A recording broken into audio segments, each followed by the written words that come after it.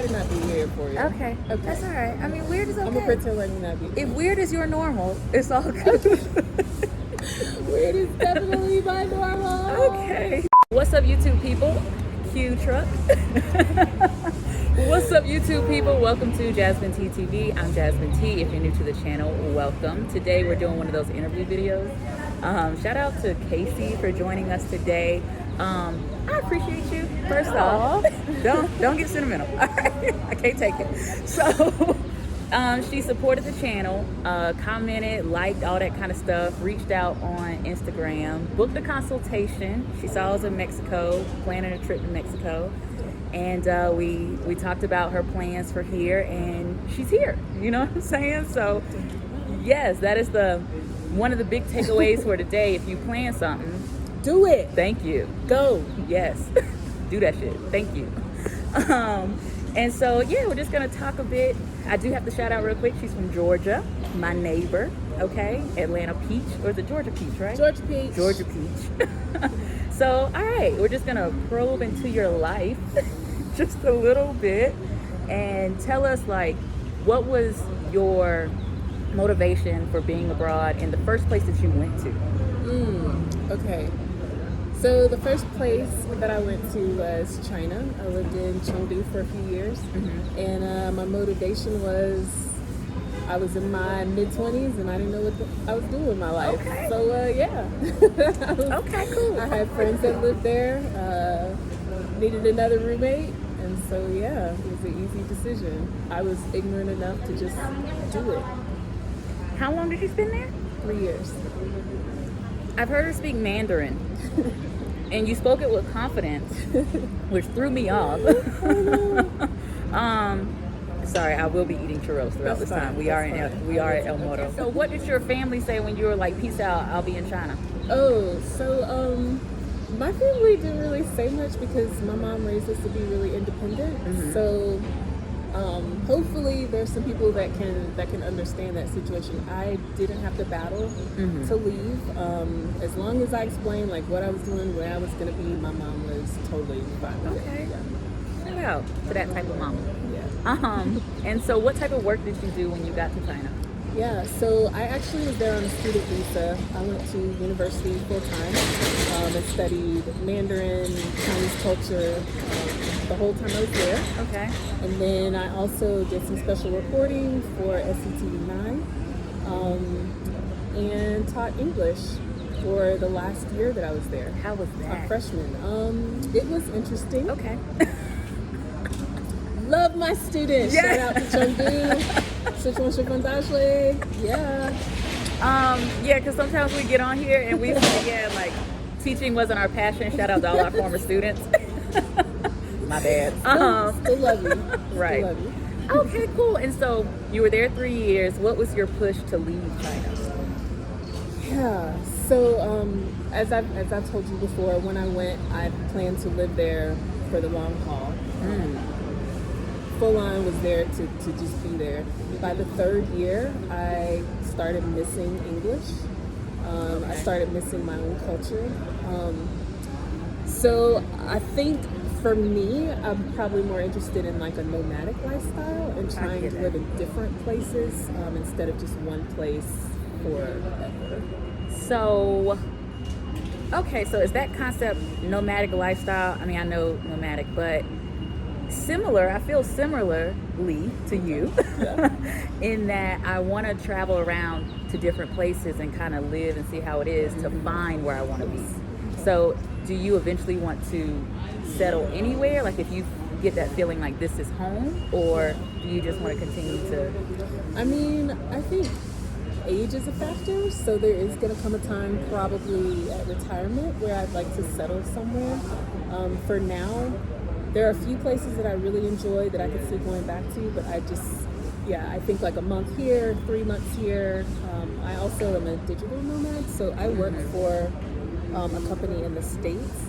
So I'm still trying to work that out, like what places are okay for me to work. So yeah, right now, hopping around some different places and eventually probably retirement age. So. Okay, gotcha. So I know you're here for a month. Is there any other place you consider, or like any place you want to go after this? Yeah. So been to London. Okay, Told yeah, you we it's talked like about love London. Like if I could afford it, I would move to Camden Town for some time. Unfortunately, the time zone is painful for work.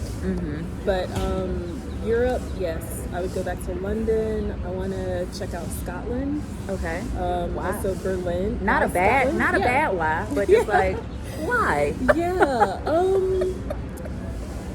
I think it helps that they're a bit liberal. They're seem to be a happy people, not so stressed.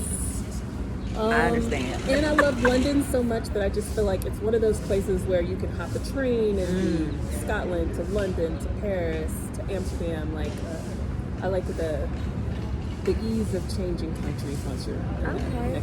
I just made a mental note to add Scotland to my list. Just Yeah. Okay, And there's gotcha. like cool festivals, like what is it? Like their New Year's is supposed to be amazing. They have like edit. I'll come back and tell you later. Okay. The name of this festival. Okay. She's like, girl, what you doing? No, it's fine. Well, we'll just put it at the top whenever. Yeah. You can text me later and tell me the name of the festival. That's fine. Okay, cool. Yeah. So I've been, I don't want to say itching, but itching to get back to Europe. Yeah. Because, I've already put in my notice to my apartment. I'll be out of Mexico really, really soon. Margaret, who, you guys may remember from the Korea videos, but she is now in Brazil. She's an art teacher at one of the schools there. So she got her master's in arts education. Shout out to Margaret. And I was supposed to go visit her next month. And then my best friend said, hey, I'm moving up my wedding by a year. So instead I'll be in Atlanta. Yes, I'll actually be in Atlanta next month. So change of plans. And then, I got to head back to... question mark. I said back to, so I kind of gave it away. But yeah.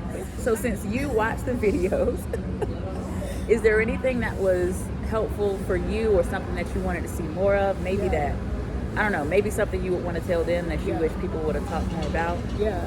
Okay, cool. So when you asked me about other places I want to go, I forgot to say Poland. I actually had been following someone else that was in Poland. Yeah. And I started following you because you're brown and you're female in Poland.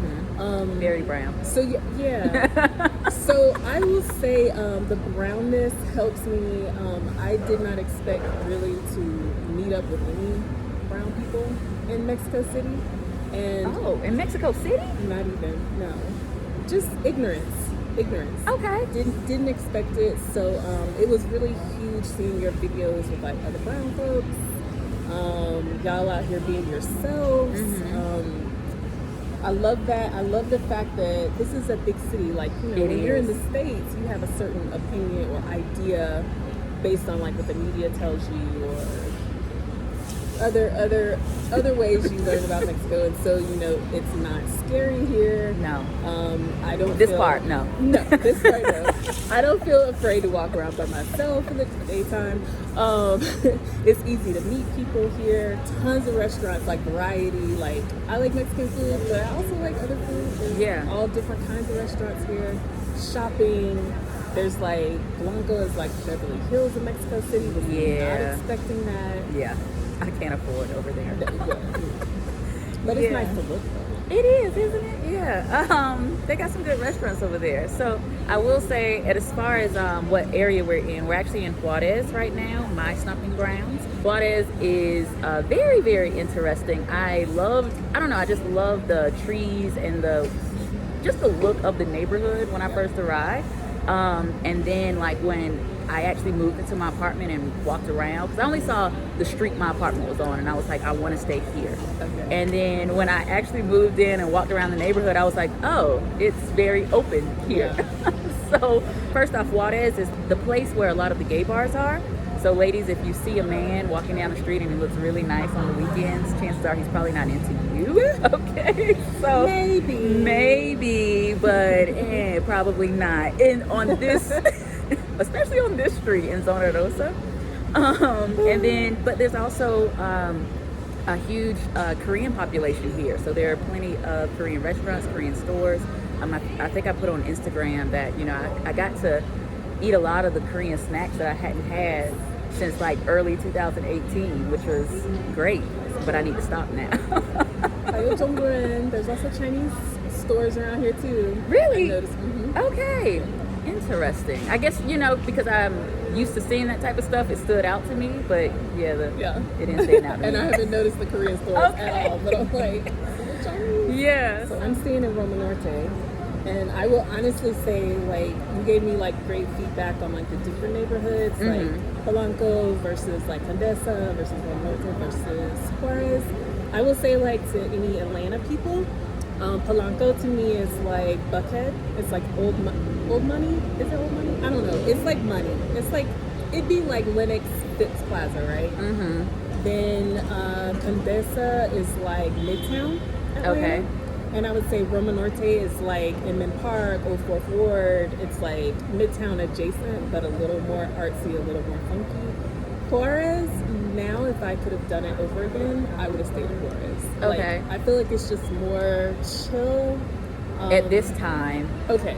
Yes. Okay. This is yes. I will show. Basically, at night it's just crowded. Wow. But I mean, it's not bad because I mean, I really just come out, get something to eat, and go back to the house. Like I'm not really doing too much. So if you want to do much, yes, and you want to be out, I would say this is more. Okay. Yeah, I probably have to see. Maybe if I could have seen this in like 2019, you know what I'm saying? Or maybe we'll see what it's like in 2023. All of this, maybe. I could definitely see that because I've talked to some folks who were here, before the end of time, and they talked about just how live it was. Yeah. And so, yeah, I mean that's just how life is everywhere right now. Yeah. We also talked about food, the different types of restaurants. If there's any time that you're missing something from home, Mexico City has it. Home is in the States. If you want to go to P.F. Chang's, if you want to go to Cheesecake Factory, if you want to go to Moshi Moshi, it's all here. McDonald's. Yeah. Past the Hooters on the way. Oh, you did? Yeah, Chili's. It's right over there. Chili's and Hooters is right over there. So it's all here. And so you're going to go to Vans after this. Yes. So everything that you want is pretty much here. Yeah, my apartment now feels like home. It feels weird that eventually I'm going home. Really? You got that? So some people get that feeling. I don't have it. My apartment feels very Western. Oh wow, okay. So see, you can go either way you want. You can go very authentic. You can go in the middle. My apartment is very similar to home. Okay, gotcha. So, yeah. Gotcha. There was one other thing I wanted to say, and I forgot. I don't know what's going on. I need to take my vitamins or something. I'm just like, I'm forgetting everything I want to say. Some things maybe you didn't expect. There was a sushi place here that was like, okay, this is better than any restaurant like on my block. And I live like in town Atlanta, I was not expecting that. I will get the name of the restaurant and then you can share it.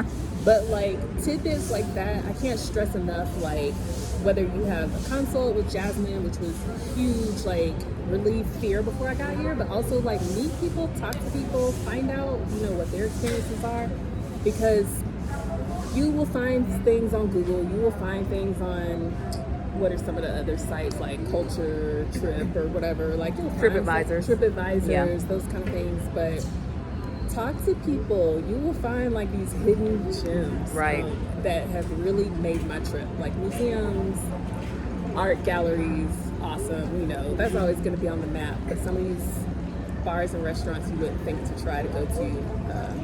Talk to people. I think you have better luck than I do. Whenever I try something new, because actually I was on my way day before yesterday, I was like, I'm just getting McDonald's.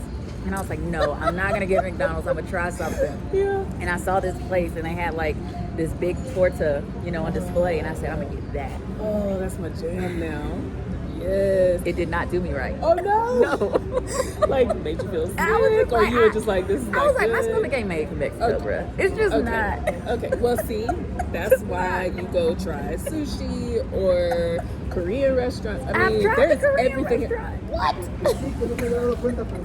Girl, well, Yes. I'm also I think vegan, so okay. my stomach is kind of already, like, I know what I can eat and what I can't eat. Gotcha. Yeah, like Yeah.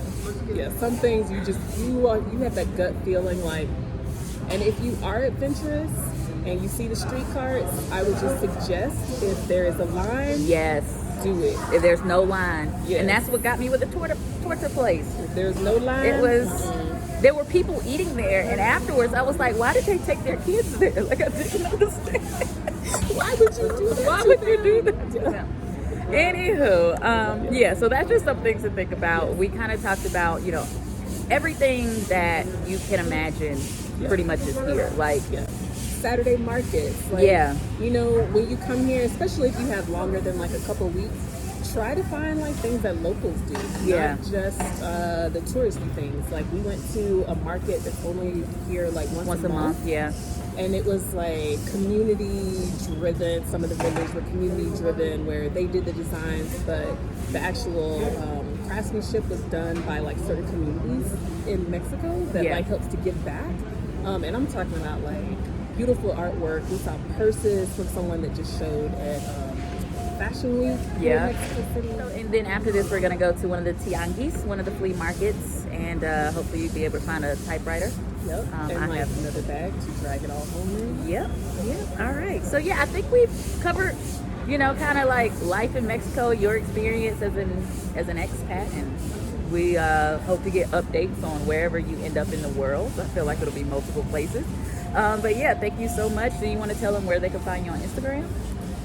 No, because it's private. Okay, all right, cool. So private person. You can follow me on Instagram at JasmineT_TV. If you have any questions for Casey, drop them in the comment section below. So that's the only way you're gonna get in touch with her. So I'm scary. I love you people, but I'm just scary. Baby steps. Baby steps. All right, make sure you like, share, subscribe to this video, to this channel, all that good stuff, and I'll see you guys on the next one. We're gonna demolish these churros. And we'll see you guys later. Bye.